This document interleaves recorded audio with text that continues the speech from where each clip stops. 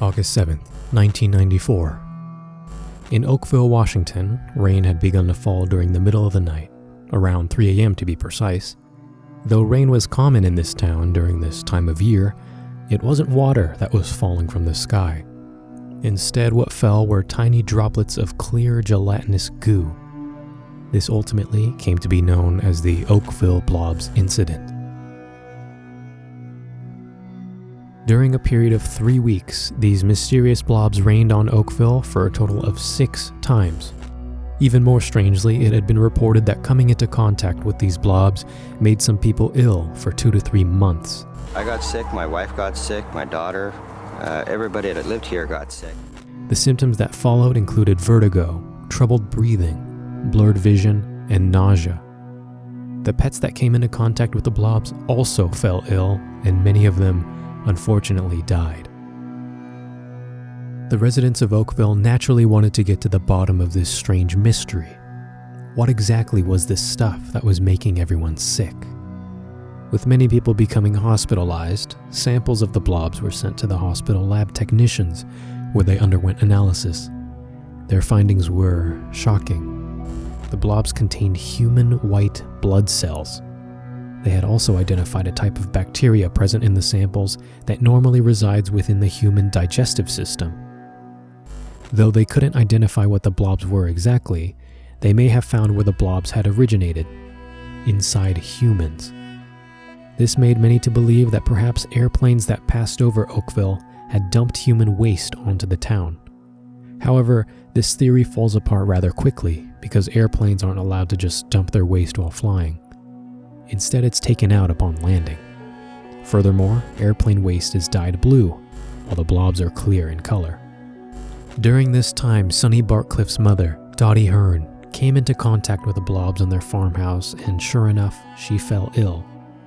She was hospitalized and was tested for Meniere's disease, which is an ear disease that has similar symptoms to those of the blobs. After 4 days, her symptoms had faded, and she had recovered from the illness, and yet doctors had no idea what was happening to her. Miss Bartcliff decided to undergo her own investigation for this matter. She had saved samples of the blobs in her freezer and sent them off to a separate private research lab called Amtest Laboratories. There they believe they found eukaryote cells present in the blob samples. Eukaryote cells are present in most living creatures. This meant that the blobs were most likely once alive. Another popular theory to where the blobs came from is actually the ocean. During this time, about 50 miles out at sea, the Air Force had been conducting bombing runs over the water. Many believe that the bombings may have vaporized a colony of jellyfish and sent their remains into the air.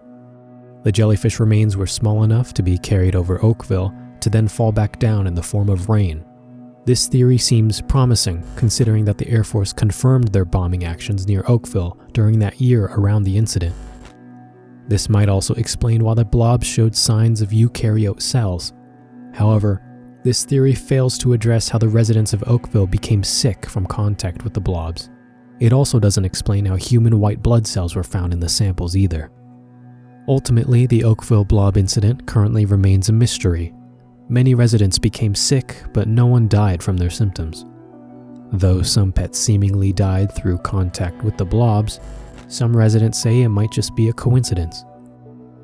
Currently, there are no known samples of the blobs remaining, so further analysis of the blob's composition is impossible. Whether it was airplane waste or bombing jellyfish, or something else completely that caused this weird incident in Oakville, we just don't have enough evidence to conclusively crack this case. And we probably never will, unless the translucent blobs make a return and decide to rain upon us once more. Thank you so much for watching my very first video on this channel. I hope to make more for you very, very soon. If you have a mystery you want me to cover, you can write it in the comments below or even email me. My email and socials will be in the description down below. Thanks again for watching. I'm Ghosty, and I'll see you next time.